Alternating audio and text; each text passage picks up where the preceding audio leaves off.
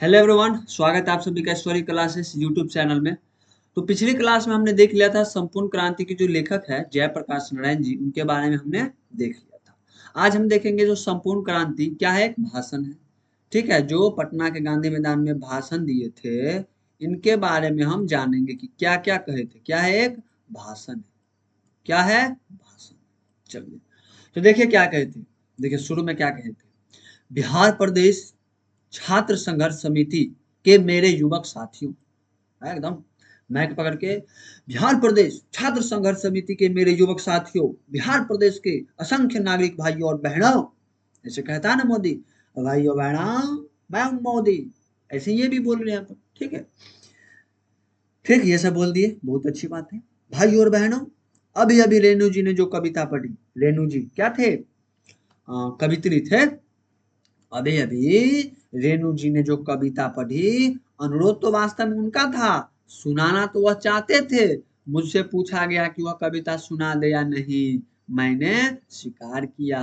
मतलब रेणु जी ने वो कविता लिख के लाई थी, समझे।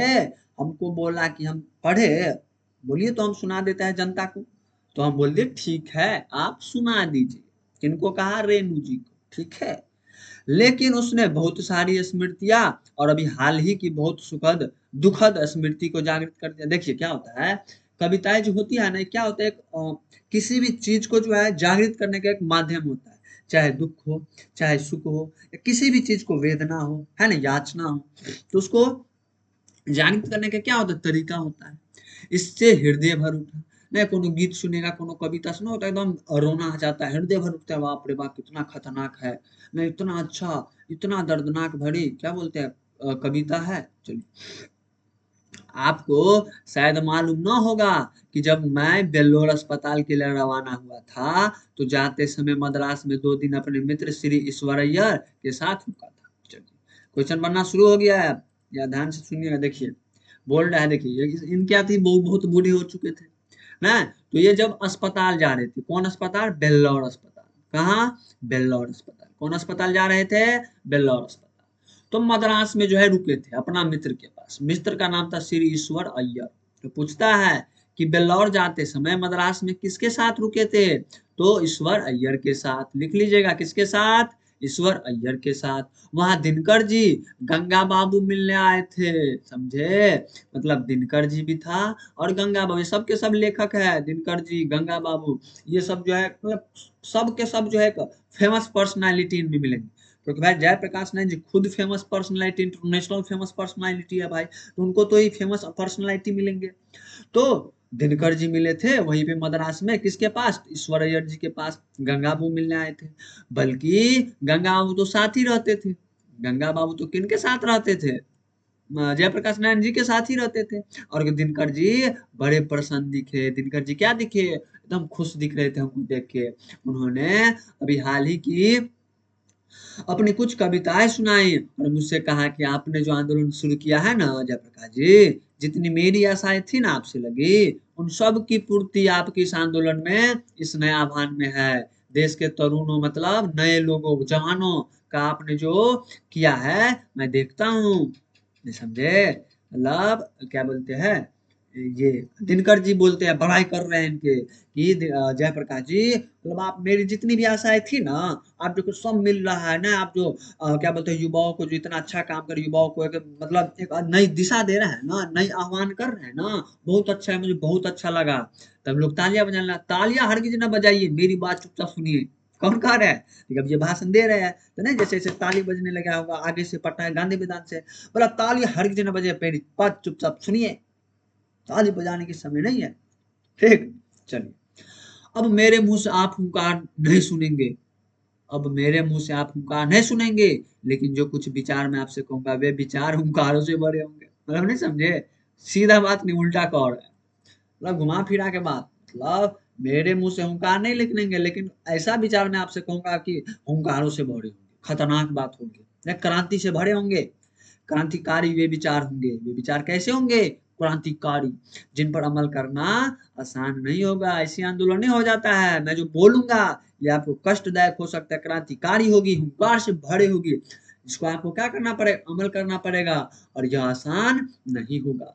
अमल करने के लिए बलिदान करना होगा, कष्ट सहना होगा, गोली और लाठियों का सामना करना होगा, जेलों को भी भरना होगा, जेल जाना होगा, जमीनों की कुर्कियां होगी, मतलब नहीं समझे, मान लीजिए हम किसी झगड़ा उगड़ा कर लिया, आंदोलन में भाग लिए तो नहीं जमीन हड़प लेता, जमीनों की कुर्कियां होगी, यह सब होगा, यह सब होगा। यह क्रांति है मित्रों, और संपूर्ण क्रांति है। देखिए दे रहा है संपूर्ण क्रांति मित्रों, एकदम माइक पे बोल रहा है, यह क्रांति है मित्रों और संपूर्ण क्रांति है। यह कोई विधानसभा के विघटन का ही आंदोलन नहीं है, समझे। देखिए विधानसभा के विघटन नहीं समझे, क्या बोलते हैं, इंदिरा गांधी हार गई थी, इंदिरा गांधी क्या हो गया था, हार गई थी, इसलिए बोल रही है कि यह केवल विधानसभा के विघटन का ही आंदोलन नहीं है, वह तो एक मंजिल है जो रास्ते में है। क्या है, एक मंजिल है जो रास्ते में है, दूर जाना है, दूर जाना है, मतलब अपना भाषा में बोल रहे सब कुछ कि ये रास्ते में हमको बहुत दूर जाना है, अभी ये अभी शुरुआत है, आंदोलन ऐसा होना चाहिए, अभी बहुत दूर जाना है, हमको क्या करना है, सब कुछ स्थापित, सच्चे से स्थापित करना है।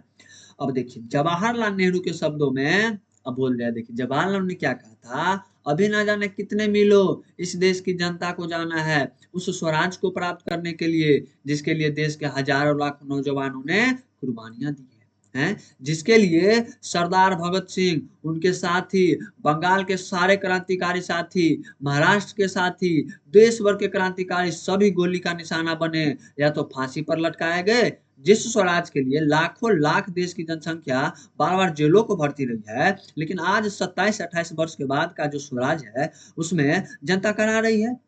भूख एकदम भूखमरी आ गया था ना, जब क्या बोलते हैं इंदिरा गांधी जो थी 1975 में जो लगा था क्या बोलते आपातकाल, तो एकदम भूख हो गया था पूरा, देखो भूख है, मतलब देखिए जिन लोगों ने भारत को आजादी दिलाई, आज उनके पूर्वज, आज उनके वंशज, सॉरी, आज उनके वंशज जो है भूखे मर रहे हैं, महंगाई है, भ्रष्टाचार है, भाई क्या बात हुआ, क्या बात हुआ, इतना जो गोली खाया, चाहे बंगाल के हो चाहे महाराष्ट्र के हो, पूरे देश भर के क्रांति ने गोली खाई, आए कहीं तो फांसी लटका दिए गए हैं, और इतना जो हो रहा है स्वराज प्राप्त भी कर लिया, लेकिन आज 27-28 साल के बाद भी स्वराज नहीं है, भूख है, महंगाई है, भ्रष्टाचार है, कोई काम नहीं जनता के निकलता बगैर रिश्वत दिए, ये क्या हो रहा है भाई, अभी भी नहीं निकालता है, उसे बहुत 1974 की बात है, अभी की बात मैं करता हूँ, 2024 की बात करता हूँ, कोई काम बगैर घूस दिए नहीं होता है?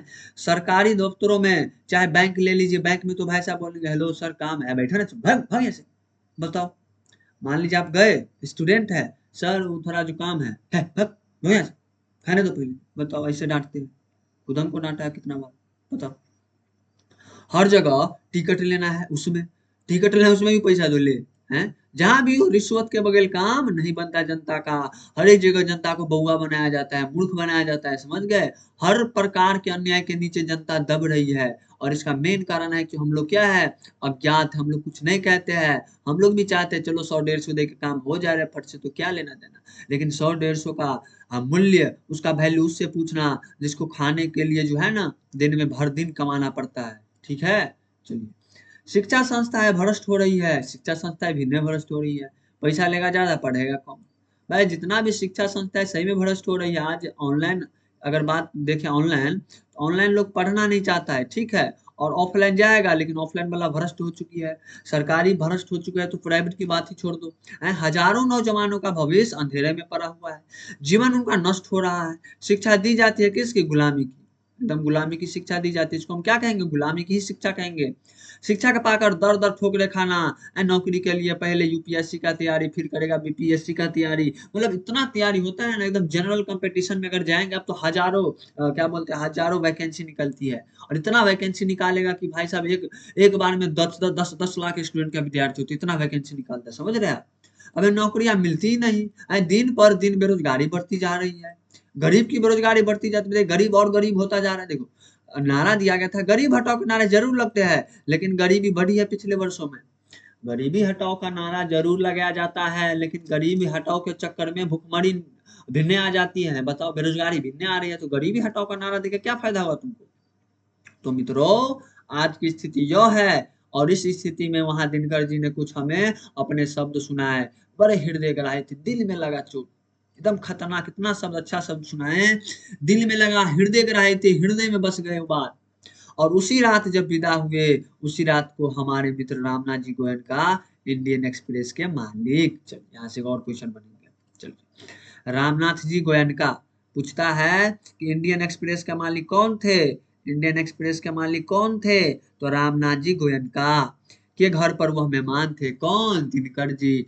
जब मैं बेलौर जा रहा था ना, श्रीश्वर एड्स के रुका था, बेलौर जा रहा था, तो गंगा बाबू भी थे, दिनकर जी भी थे। तो दिनकर जी किनके यहाँ मेहमान थे उसी रात? तो रामनाथ जी गोयनका के घर वह मेहमान थे। रात को दिल का दौरा पड़ा, 3 मिनट में उनको अस्पताल पहुंचाया गया गोयनका जी ने। 3 मिनट में बिलिंगडन नर्सिंग होम। कहाँ पहुंचे हैं? बिलिंगडन नर्सिंग होम, शायद उसे कहते हैं, नाम नहीं याद होगा ठीक से। सारा इंतजाम था वहां पर। पटना का अस्पताल तो पता नहीं 3 घंटे में भी तैयार ना हो पाता। बताओ, यहाँ पे 3 मिनट में सब नर्स वर्क तैयार हो गया, सब एकदम औजार पार्टी लेके, समझ रहे हैं। लेकिन अगर पटना की बात करते हैं ना, तो पता नहीं 3 घंटा में भी तैयार हो पाता कि नहीं। सही बात है। पीएमसीएच का, पीएमसीएच जो है, डीएम इसका स्थिति देखिएगा ना भाई, तब पता चलेगा। अभी जाइएगा पटना पीएमसीएच, हालत खराब हो जाएगा, लाइन में लगले लगले। ठीक है, चलिए। तो रामनाथ जी गोयनका इंडियन एक्सप्रेस के मालिक थे। और जब मिले थे रामनाथ, क्या बोलते हैं, जयप्रकाश नारायण जी से दिनकर जी, तो उनके घर पे ही मेहमान थे। इंडियन एक्सप्रेस के जो मालिक है रामनाथ जी गोयनका। रात को दिल का दौरा पड़ा, हार्ट अटैक आया उनको। यही लिखेंगे, पूछता है कि दिनकर जी की मृत्यु किन परिस्थिति में हुई, लिखेंगे तो लिखेंगे कि दिनकर जी रामनाथ जी गोयनका के घर पर मेहमान थे। और उसी रात क्या हुआ, दिनकर जी को दिल का दौरा पड़ा, उनको 3 मिनट के अंदर में अस्पताल पहुंचाया गोयनका जी ने, 3 मिनट में, बिलिंगडन नर्सिंग होम। ठीक है, वहां सारा इंतजाम था, लेकिन फिर भी जो है दिनकर जी का दिल जिंदा नहीं हो पाया और वह चल गए, चल बसे। ठीक है, डॉक्टर सब तरह का औजार लेकर तैयार थे, लेकिन दिनकर जी का हार्ट जो है, दिल जो है, क्या बोलते हैं, हृदय जो है, जिंदा नहीं हो पाया। उसी रात उनका निधन हो गया। ठीक, ऐसी चोट लगी उनकी यह कविता सुन के, उनका वह सुंदर सौम्य जी हो जोशीला चेहरा याद आ गया। इतना जोशीला चेहरा, इतना सुंदर, इतना सौम्य सुंदर चेहरा याद आ गया। आज लगता है हमारे दो मित्रों की कितनी कमी है। एक तो गंगा बाबू हो गए और एक दिनकर जी। आज भाई बेनीपुरी जी होते, सॉरी, बेनीपुरी की बात हो रहा है, बेनीपुरी जी और दिनकर जी, दो मित्रों की कितनी कमी है। आज भाई बेनीपुरी जी होते, उनकी लेखनी में जो ताकत थी ना, आज के जुलूस का, आज की सभा का जो वर्णन वह देते, एक एक शब्द में अंगार होते। भाई साहब, अगर मेरे जो दिनकर जी होते ना, सॉरी बेनीपुरी जी, तो भाई साहब ऐसा ऐसा बात बोलते ना, इनका जो शब्द होता है ना, एक शब्द शब्द में अंगार होते, आप लोग एकदम मोटिवेट करके रख देते। आज दिनकर जी जो कविता लिखते, नए भारत के नव निर्माण के लिए जो देश के युवक और छात्रों और देश के साधारण व्यक्तियों, नर और नारियों के द्वारा आज से हो रहा है, शुरू प्रारंभ हो गया है, वह कविता शायद जी नवीन क्रांति का एक अमर साहित्य बन जाती। सही बात है भाई, दिनकर जी बड़े खतरनाक कवि थे, उनको राष्ट्र कवि कहा जाता है। पूछता भी है राष्ट्र कवि कौन है, दिनकर जी। उनका भी एक अगला साहित्य पढ़ेंगे हम, अर्धनारीश्वर। तो दिनकर जी ऐसे थे ना, ऐसे कवि, उनको राष्ट्र कवि ऐसे नहीं बोल दिया गया है। सॉरी। तो जयप्रकाश नारायण जी कह रहे हैं, अगर दिनकर जी रहते, बेनीपुरी जी रहते, तो वे लोग जो कविता सुनाते ना आप लोगों को, इतना खतरनाक बोलता कि अमर साहित्य बन जाती, अमर ही हो जाता है ना, इस नवीन क्रांति का अमर साहित्य बन जाता। लेकिन आज दोनों ही नहीं, न दिनकर जी है, न बेनीपुरी जी है। तो मित्रों, ये स्मृतियां जगी है और इनका भार हृदय पर है। ठीक है, जगी है, अभी तक मैं भूला नहीं हूँ।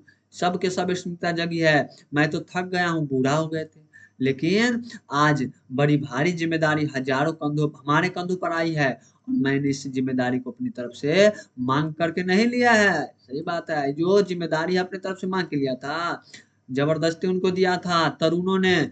छात्रों से बराबर कहता रहा हूँ, जब पहला हमने आह्वान किया था यूथ फॉर डेमोक्रेसी का, क्या लिखा, मतलब आंदोलन जो किया था ना आह्वान, तो नाम था यूथ फॉर डेमोक्रेसी।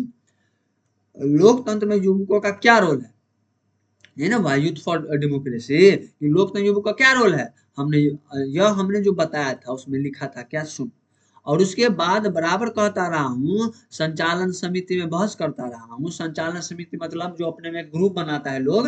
हम बूढ़े हो गए हैं, देखिए मतलब जो, जैसे मान लीजिए बूढ़े हो गए थे, तो उनको जबरदस्ती, जो युवा था जबरदस्ती बोलता था, नहीं आप चलिए, आप नेतृत्व करिए, हमारे नेता बनिए। तो बात हमेशा कहती थी ये बात, देखिए क्या कहते थे कि हम बूढ़े हो गए हैं, हमारी सलाह ले लीजिए।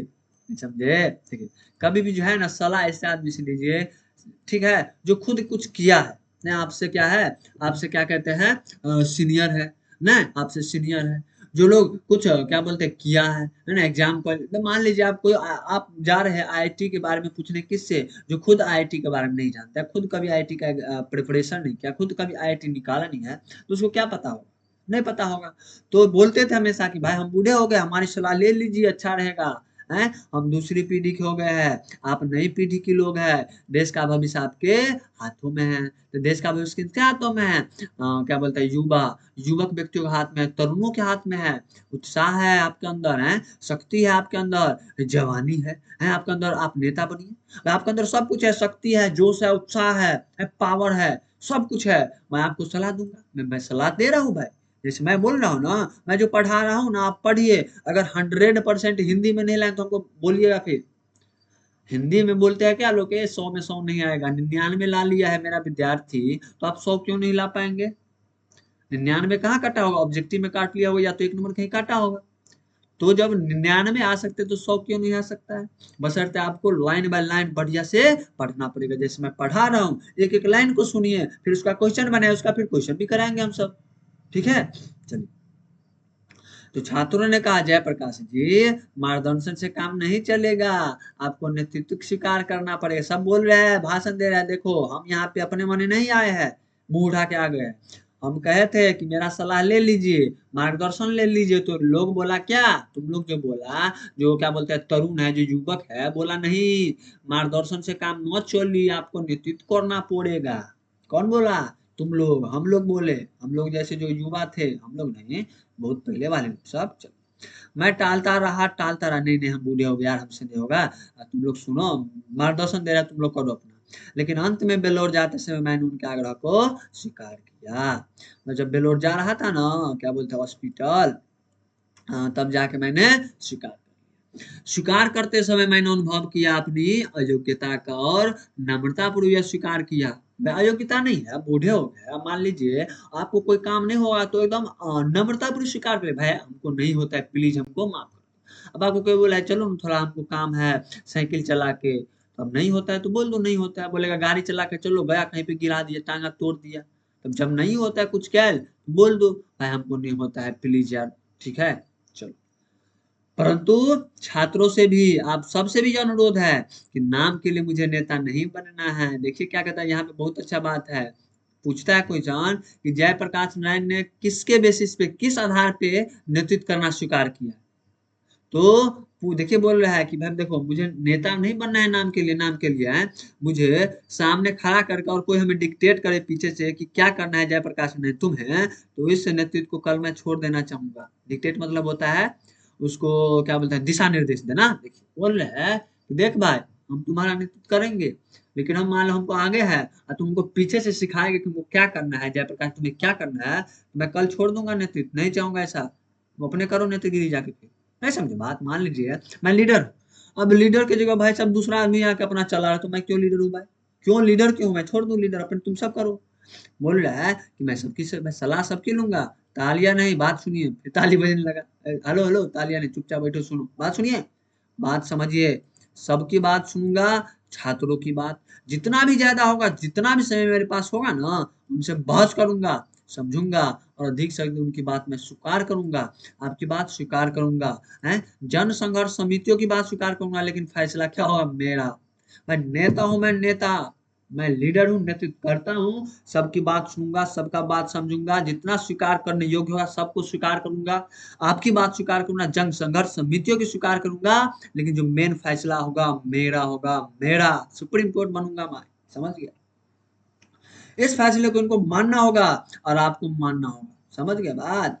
तो इस नेतृत्व का कोई मतलब है? तब तो भाई साहब नेता कहने लायक मैं, कि भाई साहब मैं बन गया, आप लोग तांडव कर रहे हैं अपने से अपने, कुछ से कुछ झगड़ा लड़ाई कर रहे हैं, तो हम क्यों नेता बने बे? हैं, तब यह क्रांति सफल हो सकती है, और नहीं तो आपस के झगड़ों में, बहसों में पता नहीं कि हम किधर बिखर जाएंगे और क्या नतीजा निकलेगा, कोई अता पता नहीं रहेगा। चलिए अगला देखते हैं। बहुत दिनों से सार्वजनिक जीवन में हूं मैं जो है बहुत दिनों से सार्वजनिक जीवन में हूँ, लोगों के लिए काम करता हूँ। ऐसी तो नहीं उनका नाम पड़ गया होगा लोकनायक है। 1921 में जनवरी के महीने में इसी पटना कॉलेज में आईएससी का छात्र था, मैं ना आईएससी इंटर का छात्र था। 1921 में पूछेगा कि पटना कॉलेज में कब आईएससी के छात्र था, तो 1921 में। हमारे साथ, हमारे टिकट के साथ, निकट के साथ ही थे, वे सब छात्रवृत्ति पाने वाले थे, मुझे भी छात्रवृत्ति मिलती थी न, स्कॉलरशिप, एग्जाम दे के जो स्कॉलरशिप मिलता है ना, वही वाला। सब अव्वल दर्जे के थे, क्रीम उस समय के विद्यार्थी, मतलब सब टॉपर विद्यार्थी था ये सब। उनके जो दोस्त थे वे खुद थे टॉपर विद्यार्थी, तब नहीं इतना बड़ा नेता बन गए भाई, जरूरी नहीं है, लेकिन फिर भी ये सब क्या थे, क्रीम विद्यार्थी थे ये सब, ठीक है। और हम सब ने एक साथ गांधी जी के आह्वान पर सहयोग किया था, है ना। 1922 के जो असहयोग आंदोलन हुआ था, तो उसमें नहीं बोला था पढ़ाई छोड़ दिया था। असहयोग करने के बाद करीब 1.5 वर्ष यूं ही मेरा जीवन बीता है। चूंकि मैं साइंस का विद्यार्थी था, तो राजेंद्र बाबू के सचिव या मंत्री या मित्र या जो भी कहिए, मथुरा बाबू, उनके जमाता बाबू फुलदेव साहेब वर्मा थे। देखिए क्या, राजेंद्र जो बाबू है, राजेंद्र बाबू है के सचिव या मंत्री या मित्र जो भी कहिए, मथुरा बाबू। कौन थे राजेंद्र बाबू के सचिव? मथुरा बाबू। अब मथुरा बाबू के जमाई का राजा नाम था बाबू फूलदेव साहेब वर्मा। ये कितना कितना हो गया, राजेंद्र बाबू का सचिव मंत्री मथुरा बाबू, मथुरा बाबू का जमाता फूलदेव साहेब वर्मा थे। उनके पास भेज दिया गया किसको?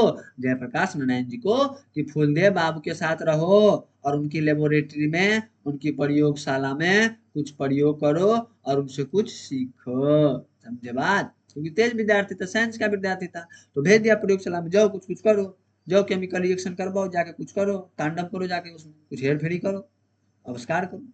अब महामना मदन मोहन मालवीय जी के लिए मेरे हृदय में पूजा का भाव है, परंतु हिंदू विश्वविद्यालय में भी दाखिल होने के लिए मैं तैयार नहीं था, क्योंकि सरकारी रुपया, सरकारी एड मदद विश्वविद्यालय को मिलती थी। स्वतंत्र नहीं था वह, पूर्ण रूप से राष्ट्रीय विद्यालय का नहीं था। नहीं समझे? हिंदू विश्वविद्यालय है ना, तो पंडित मदन मोहन ने किया था हिंदू विश्वविद्यालय का स्थापना, ठीक है। तो जो हिंदू विश्वविद्यालय है तो पूर्ण राष्ट्रीय विद्यालय नहीं था, इसलिए नहीं गया इसमें, ठीक है। तो मैं किसी विद्यालय में नहीं गया, है ना, मैं किसी विद्यालय में नहीं गया। बिहार विद्यापीठ में मैंने परीक्षा दी आईएससी की, पास तो करना ही था, पास कर गया। हाँ भाई साहब, इतना क्रीम विद्यार्थी रहेगा, पास कर गया। जैसे मैं बोलता हूँ कौन एग्जाम देगा, तो बोलो हो गया पास, ठीक है। उसके बाद बचपन में जब हाई स्कूल में था, मैंने स्वामी सतदेव के भाषण सुने थे और अमेरिका के बारे में। देखिए ध्यान से सुनिएगा, पूछता है क्वेश्चन कि जयप्रकाश नारायण किसके भाषण सुन के अमेरिका पढ़ने गया, तो स्वामी सत्यदेव। किसके? स्वामी सत्यदेव। देखिए, कोई धनी घर का नहीं हूं मैं, बोल रहे जयप्रकाश, मैं थोड़ी सी खेती और पिताजी नहर विभाग में जिलादार, बाद में रेवेन्यू असिस्टेंट हुए। वाह वाह, नन गजेटर, समझ रहे, रेवेन्यू असिस्टेंट बहुत बड़ा हो गया। फिर भी मतलब एक मिडिल क्लास बोल सकता है, सरकारी नौकरी का मतलब होता है मिडिल क्लास, ठीक है। उनकी हैसियत नहीं थी कि वह मुझे अमेरिका भेजे, मतलब मेरे पापा जी का, हर्षु दयाल जो है, फुलरानी मम्मी का नाम, पापा का नाम हर्षु दयाल था, तो हर्षु दयाल जी कितना हैसियत नहीं था कि उसको अमेरिका भेज देते पढ़ने। तो मैंने सुना था कि अमेरिका में मजदूरी करके लड़के पढ़ सकते हैं। किससे सुना था?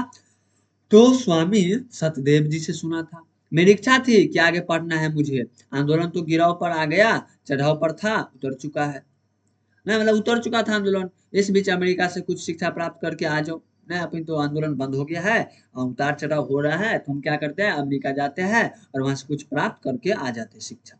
इसलिए अमेरिका गया, अमेरिका गया, 2 बार कहती अमेरिका गया, अमेरिका गया। कुछ लोग हैं जो हमारे, पता नहीं कि उन्हें किस नाम से पुकारो, नहीं कहता है किस नाम से उसको गाली दूं, मैं इसको क्या कहूँ, कुत्ता कहूँ कि बिल्ली कहूँ, मुझे आज वर्षों से गालियां देते हैं। कितनी गालियां मुझे दी गई है, क्योंकि अमेरिका में मैंने पढ़ा, इसलिए मैं अमेरिका का दलाल बना। बताओ ये कौन बात है? निक्सन को दे दो तार, जयप्रकाश की हो गई हार, ओहो। निक्सन को दे दो तार, जयप्रकाश की हो गई हार, ओहो। बताओ, ई नारा लगाया।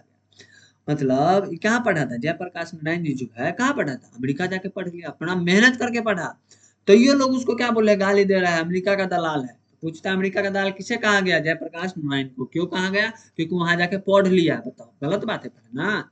अब भाषण लगाया गया, क्या बोलते, नारा कि निक्सन को दे दो तार, जयप्रकाश की हो गई है, या ये कौन बात हुआ भाई, है? ये नारे लगाए गए। मित्रों, अमेरिका में बगानों में मैंने काम किया है, देखा ये लोग जाके कभी? जो हम जो गाली जो दे रहा है, मैंने बगानों में काम किया है, हैं? कारखाने में काम किया, लोहे के कारखाने में, समझ रहे हैं? जहाँ जानवर मारे जाते जिसको बोलते अबेटुइर, अबेटुइर, उन कारखानों में काम किया। अबेटुइर इंग्लिश में कहते हैं, जहाँ पे जानवर मारा जाता है उसको बोलते हैं अबेटुइर। कसाई खाना, उस पे काम किया। देखने गया, ही सब हमको गाली दे रहा है। जब यूनिवर्सिटी में पढ़ता था, छुट्टियों में काम कर कितना कमा लेता था। छुट्टी जो होता था ना, तो यो काम करता था कि कुछ खाना हम 3-4 विद्यार्थी मिलकर पका लेते थे, हैं, और सस्ते में हम लोग खा पी लेते थे। एक कोठरी में कई आदमी मिलकर रहते थे, हैं, रुपया बचा लेने के चक्कर में, हैं, कुछ कपड़े खरीदने के, कुछ फीस खरीदने के लिए बचाते थे। ऐसे ही है, हमको जो गाली देते हैं, तो ये सब करके हम पढ़े, अपने से पढ़े, किसके बाप से पढ़े, थोड़े पढ़े। चलिए, और बाकी हर दिन रविवार को भी छुट्टी नहीं है। 1 घंटा रेस्टोरेंट में, होटल में, या तो बर्तन धोए, वेटर का काम किया, तो शाम को रात या खाने मिल गया, है, दिन का खाना मिल गया। किराया कहाँ से मकान को हमको आया, देखिए कैसा आया। बराबर 2-3 लड़के, कितने वर्षों तक दो चारपाई नहीं थी कमरे में। एक चारपाई मैं और कोई ना कोई अमेरिका लड़का रहता था। मतलब कितने साल तक तो दो चारपाई नहीं था, एक चारपाई पे हम और कोई ना कोई अमेरिका सोता था। बताओ, ऐसे हम जिए हैं, अमेरिका में पढ़े हैं। हम दोनों साथ सोते थे, एक रजाई हमारी होती थी। इस गरीबी में मैं पढ़ा हूँ। इतवार के दिन या कुछ ऑड टाइम में, मतलब ऑफ टाइम में, यह जो होटल का काम है उसको छोड़ करके जूते साफ करने का काम शू शाइन पार्लर में, उसके उससे लेकर के कमोड साफ करने का काम होटल में करता था। और तुम बात करता है कि तुम अमेरिका का दलाल है। अपने मेहनत से जाके वहां पे होटल में काम करके, जूता साफ करके, झूठा साफ करके मैं पढ़ा वहां पे। वहां जब बीए पास कर लिया, स्कॉलरशिप मिल गई, स्कॉलरशिप मिल गया है। 3 महीने के बाद असिस्टेंट हो गया डिपार्टमेंट का, ट्यूटोरियल क्लास लेने लगा, मतलब पढ़ाने लगा वहां पे। तो कुछ आराम से रहा इस बीच में। इन लोगों से पूछिए, मेरे इतिहास ये जानते हैं और जानकर मुझे गालियां देते हैं। जान लेंगे फिर देखिए क्या होता है। अगर आप अच्छे काम करेंगे ना, तो आपके इतिहास जानते हुए ना आपको बोलेंगे इसको नहीं होता पढ़ाना, आना नहीं आता, ये मास्टर है, इसको आता है कुछ पढ़ाना। ठीक है, जानबूझकर गालियां देते हैं। अमेरिका में, विस्कॉन्सिन में, मेडिसिन में मैं घोर कम्युनिस्ट था। मैं क्या था, घोर कम्युनिस्ट, कम्युनिस्ट का पढ़ाई करता था। अरे वह लेनिन का जमाना था, है, वह ट्राटस्की का जमाना था, जब मैं घोर कम्युनिस्ट था। 1924 में लेनिन मरे थे। पूछता है, 10th में ही पूछता है, बहुत इंपॉर्टेंट है, कि लेनिन की मृत्यु कब हुई थी। 1924 में। 1924 में क्या बोलते हैं, लेनिन मरे थे। और 1924 में मैं मार्क्सवादी बना था, मरे थे और मैं मार्क्सवादी बना था। और दावे के साथ कह सकता हूँ, उस समय तक जो भी मार्क्सवाद के ग्रंथ छपे थे अंग्रेजी में ना, हम लोगों ने पढ़ डाले थे। और मैं दावे के साथ कह सकता हूँ कि 1924 तक जितना भी छपा था ना मार्क्सवाद के ग्रंथ, सबको पढ़ लिया था। है पढ़ा कभी? जो हमको गाल देता है औकात उनकी पढ़ने की। रात रात को रोज एक रशियन टेलर था, दर्जी था। रशियन टेलर मतलब दर्जी होता है। उसके यहाँ हमारे क्लास लगते थे, क्लास लगता था। और वहां से जब, सॉरी, भारत लौटा, घोर कम्युनिस्ट बनकर लौटा था। क्या बनकर? घोर कम्युनिस्ट बनकर। लेकिन मैं कांग्रेस में दाखिल हुआ। क्यों कांग्रेस में दाखिल हुआ? क्योंकि मैं भारत के लिए कुछ करना चाहता था। भाई मैं घोर कम्युनिस्ट था, घोर कम्युनिस्ट था, लेकिन मैं कांग्रेस में क्यों शामिल हुआ? कम्युनिस्ट पार्टी में क्यों नहीं दाखिल हुआ? ये क्वेश्चन पूछता है कि जयप्रकाश नारायण कम्युनिस्ट पार्टी में शामिल न होकर कांग्रेस में क्यों शामिल हुआ? तो मैंने जो लेनिन से सीखा, देखिए लेनिन से क्या सीखा था, कि वह यह सीखा था कि जो गुलाम देश है, भारत भी गुलाम देश था इंग्लैंड का, वहां के जो कम्युनिस्ट है, उनको हरगिज वहां की आजादी की लड़ाई से अपने आप को अलग नहीं रखना चाहिए। इसलिए मैं कांग्रेस में शामिल हुआ, क्योंकि हमने लेनिन से सीखा था, कम्युनिस्ट से सीखा था कि जो गुलाम देश है वहां के कम्युनिस्ट, जो कम्युनिस्ट है, मैं तो कम्युनिस्ट था, मैं क्या था, कम्युनिस्ट बनकर लौटा था, तो मैं कम्युनिस्ट हुआ, तो उनको हरगिज जो है आजादी की लड़ाई से अलग नहीं रखना चाहिए, इसलिए मैं कांग्रेस में शामिल हुआ। यदपुष्ट लड़ाई का नेतृत्व, जिसको मार्क्सवादी भाषा में बुर्जुआ क्लास कहते हैं, बुर्जुआ क्लास, बुर्जुआ क्लास 10वां पढ़े होंगे, जहाँ पे क्या होता है, अच्छी व्यवस्था नहीं होती है, ना घर होता अच्छा, ना पानी की व्यवस्था होती है, उसको बोलते हैं बुर्जुआ क्लास है। उस क्लास के हाथ में हो, पूंजीपतियों के हाथ में उसका नेतृत्व हो, फिर भी कम्युनिस्टों को अलग नहीं रहना चाहिए, फिर भी कम्युनिस्टों को अलग नहीं रहना चाहिए, अपने को आइसोलेट नहीं करना चाहिए। क्या सीखा था? कि अपने राष्ट्रवादी आंदोलन से, अपने भारत, अपने देश के लिए जो आंदोलन है उससे आइसोलेट, उससे अलग नहीं होना चाहिए। मैंने मार्क्सवादी में यही सीखा था, इसलिए मैंने कांग्रेस में शामिल हुआ, ना कि मार्क्सवाद में शामिल हुआ। ठीक है, चलिए, पहली बात तो मैंने नोट की है आपसे कहने के लिए, वह इस सरकार के बारे में है। आज से 3 दिन हुए गफूर साहब मिलने आए थे। कौन आए थे? गफूर साहब, बहुत प्रेम से। ठीक है, उसके 2-3 बाद चंद्रशेखर बाबू मिलने आए, बहुत प्रेम से मिले। कौन कौन आए? गफूर सिंह साहब आए, चंद्रशेखर बाबू आए, बहुत अच्छा से मिला सब। लेकिन प्रधानमंत्री से लेकर के, ध्यान सुनिएगा, दीक्षित जी से नीचे सब लोग मुझे डेमोक्रेसी का सबक सिखाते हैं। मतलब जयप्रकाश नारायण को सिखा रहे हैं कि लोकतंत्र क्या है। प्रधानमंत्री से लेकर के दीक्षित जी तक सब लोग मुझे किसका पाठ सिखा रहे हैं, डेमोक्रेसी। कि डेमोक्रेसी क्या होता है जयप्रकाश जी, आप हमसे सुनिए जानिए। इनमें से किसी को कोई अधिकार नहीं है कि जयप्रकाश नारायण को लोकतंत्र की शिक्षा दे, कोई अधिकार नहीं है। लेकिन वे जयप्रकाश नारायण को शिक्षा देने की हिम्मत करते हैं। और इनकी हरकत देखिए, बोल रहा है मतलब बताओ, शिक्षा देने की हिम्मत करता है जयप्रकाश नारायण को लोकतंत्र की है। और इनकी हरकत देखिए क्या करता है ये। शांति में प्रदर्शन, शांति में जुलूस के लिए हजारों लोग आ रहे हैं। मैं जब आह्वान किया हूँ तो हजारों लोग आएंगे, भाई आएंगे जरूर, जब इतना अच्छा नेता है तो आएंगे। हैं, प्रदेश के कोने कोने, बिहार के जो कोने कोने से छात्र आ रहे हैं, किसान आ रहे हैं, मजदूर आ रहे हैं, मध्यम वर्ग के लोग आ रहे हैं, शिक्षक वकील आ रहे हैं, कहीं पैदल आ रहे हैं तो कहीं बस से आ रहे हैं, कहीं रेलों से आ रहे हैं, तो कोई ट्रक भर के भाड़ा पे ले आ रहे हैं। डीजल अपना खरीद के लेकर के आ रहे हैं। भाई डीजल तुम्हारे बाप का थोड़े सरकार का लिए है, अपना पैसा से आ रहा है। जहां तहां उनको रोका गया है, लड़कों को पीटा गया है, गिरफ्तार किया गया, अनायास, मतलब कोई कारण नहीं है, कोई कारण नहीं है। और यहाँ हमसे आकर के सब मीठी मीठी बातें करते हैं मेरे पास कि इन्होंने जिद की कि इस रास्ते से जुलूस नहीं जाएगा, इसमें यह खतरा है वह खतरा है। ये बताओ कौन खतरा है बे? जब हम तुमको कुछ नहीं कर रहा है कौन खतरा है? चुपचाप जाएगा कोई भी आदमी, जब भीड़ है तो क्या होगी, कौन खतरा है? हैं, मुझे कोई खतरा है दिखाई नहीं दिया। जयप्रकाश जी बोल जाए जब इतना लोग आ रहे हैं तो तुम क्यों रोक रहा है किसी को, है क्यों रोका गया? तो कोई बोल देता है कि सर इसमें ये खतरा है तो वो खतरा है, मुझे तो कोई खतरा नहीं दिखाई दिया। ठीक।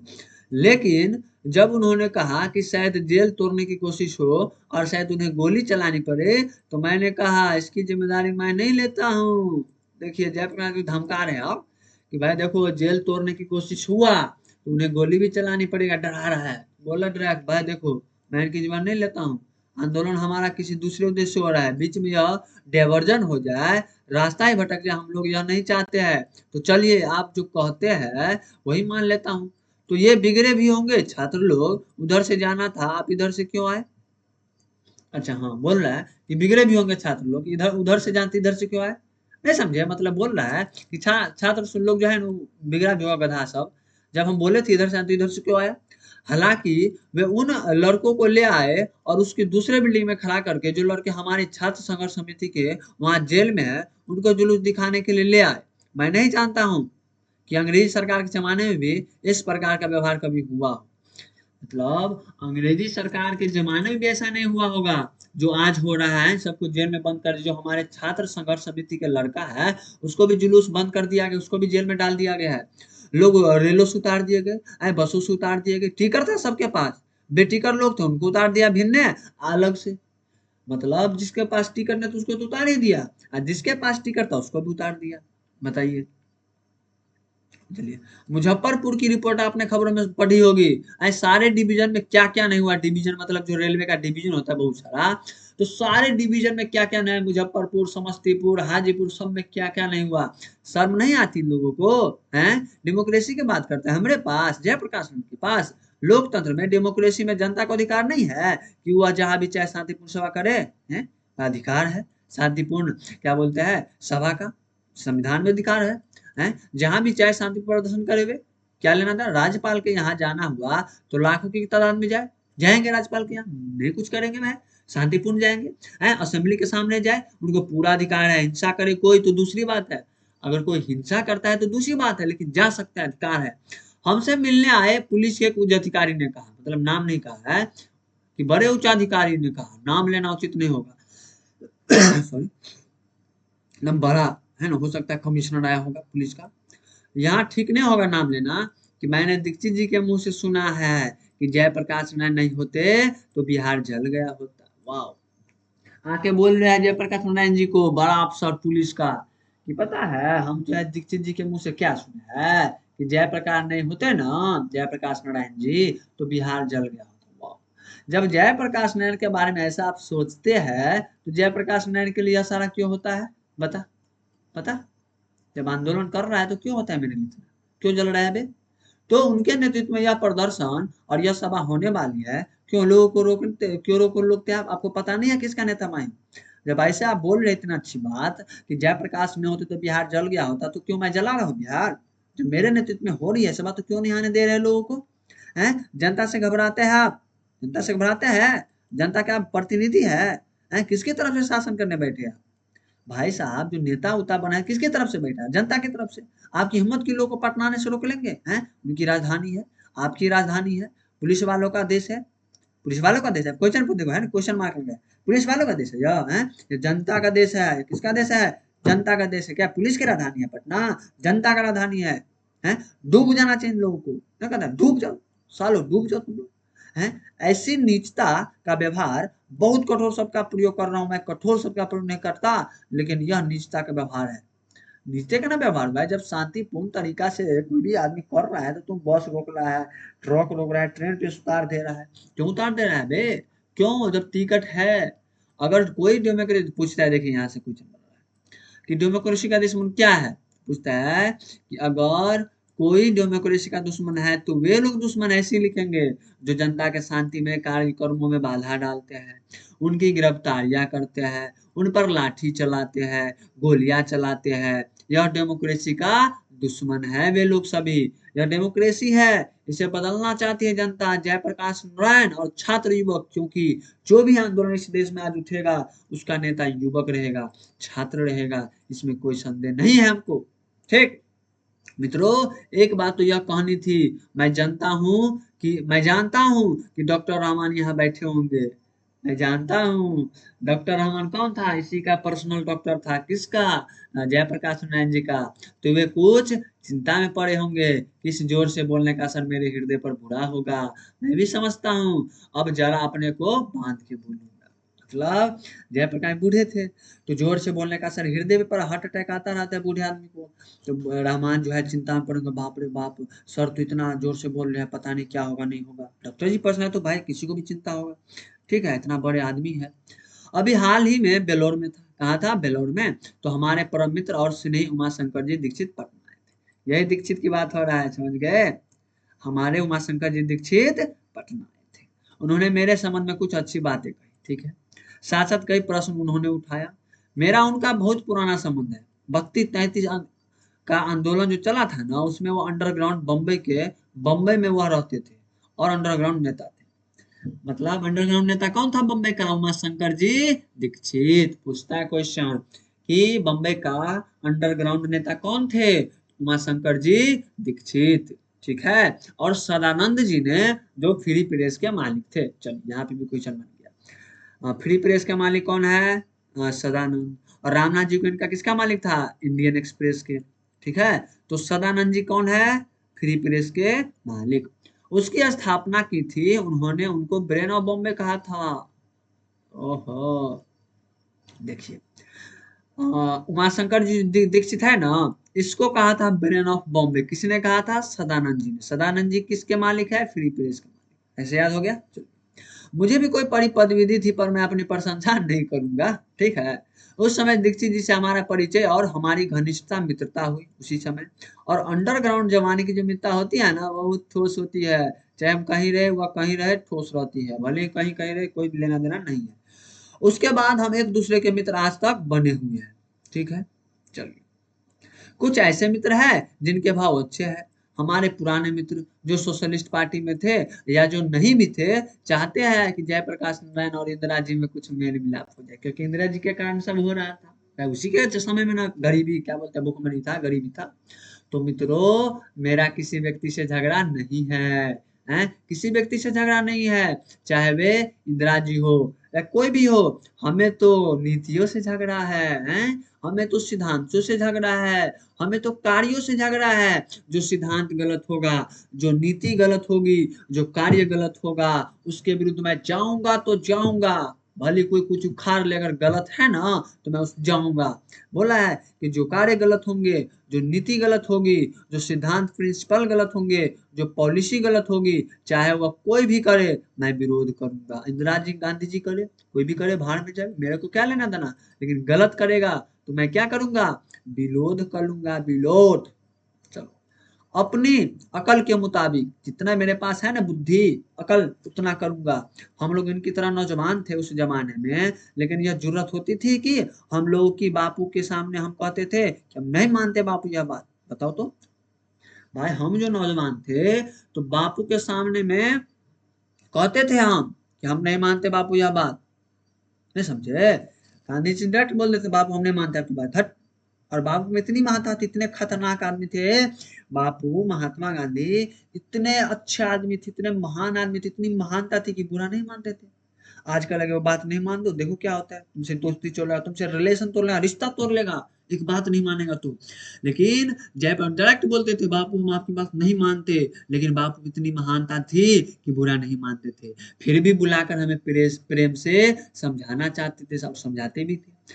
तो उनकी मैं आलोचना किया मैंने, है आलोचना मैं सबको करता हूँ, तो क्या हो गया, आलोचना का मतलब तो नहीं हुआ कि उनसे दोस्ती नहीं टूट गया। भाई गलत है तो गलत है। उस जमाने में तो मैं घोर मार्क्सवादी था, बाद में लोकतांत्रिक समाजवादी बना। किंतु बापू की मृत्यु के बाद कई वर्षों के बाद 1954 में मैं सर्वोदय में आया था, सर्वोदय उदय में जुड़ा था 1954 में, जो विनोबा भावे का सर्वोदय आंदोलन था 1954 में जुड़ा था। आ गया बिहार में, जवाहरलाल जी थे, एक बड़े भाई थे मेरे, जवाहरलाल जी थे, एक बड़े भाई थे, मैं उनको भाई कहता ही था, उनका बड़ा स्नेह था हमारे ऊपर, मैं बहुत प्यार करते थे हमसे जवाहरलाल नेहरू जी। पता नहीं क्यों मुझे वो मानते थे बहुत, पता नहीं, मैं उनका बड़ा आदर और प्रेम करता था, लेकिन उनकी कटु आलोचना भी करता था, तो क्या है, उनकी कटु आलोचना भी करता था मैं, तो क्या हो गया, उनमें भी बड़प्पन था। अक्सर तो उन्होंने हमारी आलोचना का बुरा नहीं माना, लेकिन पटना फायरिंग पर जो मैंने बयान दिया था ना, मैं मानता हूँ कि बहुत सख्त भाषा का मैंने प्रयोग किया था, उस पर वो बहुत नाराज हुए। मतलब पटना में फायरिंग हुआ था ना, हमको नहीं पता क्या हुआ था, हो सकता है किसी को मार दिया होगा ना, तो जयप्रकाश नारायण जी बोल दिए होंगे, उस समय जवाहरलाल नेहरू जी होंगे प्रधानमंत्री, तो बोल दिए होंगे क्या इसके राज में ये सब होता है, ये सब होता है, बहुत नाराज हो गए थे। लाल बहादुर ने कश्मीर के मामले में कुछ किया, उन्होंने, मैं उनकी भी आलोचना की, बताइए मैंने सबकी आलोचना की है, उनको तार भी दिया, ये बहुत गलत काम आपने, तार भी दिया उसको, जाके सुना दिया बहुत गलत काम किया आपने, है इससे कश्मीर के सवाल को हल करने में आपको दिक्कत होगी, थोड़े ही दिनों में 18 महीनों में ही चल बसे, देश का दुर्भाग्य है। लाल बहादुर शास्त्री देखिए चल बसे, है ना, कश्मीर के मामले में बोला था कि आपको जो है बहुत दिक्कत होगी, थोड़े ही दिनों में 18 महीनों में वो चल बसे, देश का दुर्भाग्य। इंदिरा जी से जो मेरे मतभेद है, वे जवाहरलाल जी के साथ जो मतभेद थे उनसे कहीं ज्यादा गंभीर है और सीरियस है। देखिए सबके साथ मेरा था अंतर मतभेद था, लेकिन इंदिरा जी के साथ कुछ ज्यादा ही गंभीर है। चलिए, जवाहरलाल जी से परराष्ट्र नीति के संबंध में, स्वराष्ट्र के संबंध में अधिक कुछ हमारा मतभेद नहीं था। मतलब जवाहर जी का जो विदेश नीति था ना, उसके संबंध में हमको मतभेद रहता था कि गलत करते हैं जवाहर जी, राष्ट्र के संबंध में नहीं था। तिब्बत के मामले में मतभेद था, चीन के मामले में था, हंगरी के मामले में था। और मैं कोई गर्व नहीं करता हूं, मैंने उस समय जो आलोचना की, हंगरी के मामले में जो कुछ कहा, जवाहरलाल जी को बाद में मानना पड़ा। मैं गर्व की बात नहीं कहता कि मैं बहुत तेज हूँ। मैंने जो बात कहा था तिब्बत के मामले में जवाहरलाल जी से, उसको जवाहरलाल जी को बाद में मानना पड़ रहा। तिब्बत के बारे में मेरी बात को तो नहीं मानी उन्होंने, लेकिन जब चीन ने उनको धोखा दिया, तो उस धोखे का उनके हृदय को ऐसी चोट लगी कि 2 बरस में ही चल बसे, संभल नहीं सके, ऐसा घाव लगा। जब चीन ने आक्रमण कर दिया, चीन धोखा दे दिया था ना, जवाहरलाल जी को चीन क्या कर दिया, धोखा दे दिया, जो क्या बोलते हैं चीन का, तिब्बत जो है भारत का जो भाग था ना, वो ले लिया, आक्रमण करके जीत लिया चीन। वह कभी उम्मीद नहीं करते थे, आशा नहीं करते थे कि चीन ऐसा करेगा, थोड़ी इनकी भी गलती थी। तो परराष्ट्र नीति के संबंध में मतभेद था उनसे, किनसे, जवाहरलाल नेहरू से। अंतर्देशीय प्रश्नों में नहीं था उनका मतभेद, मतलब जो देश की बात होती तो नहीं था। 1 मिनट देखता हूँ कितना हुआ, 100, उसके बाद पढ़ लेता हूँ, अगर नहीं होगा तो कल पढ़ेंगे, तो ज्यादा हो गया। चलिए तो आज के लिए इतना ही, ठीक है, इससे आगे जो है हम लोग कल पढ़ेंगे, ठीक है, यहाँ तक हुआ है, लगा देता हूँ मैं टिक, यहाँ से अगले क्लास में पढ़ लेंगे, तो जो क्लास जो है ज्यादा लंबा हो जाएगा, बोरिंग लगने लगे, ठीक है।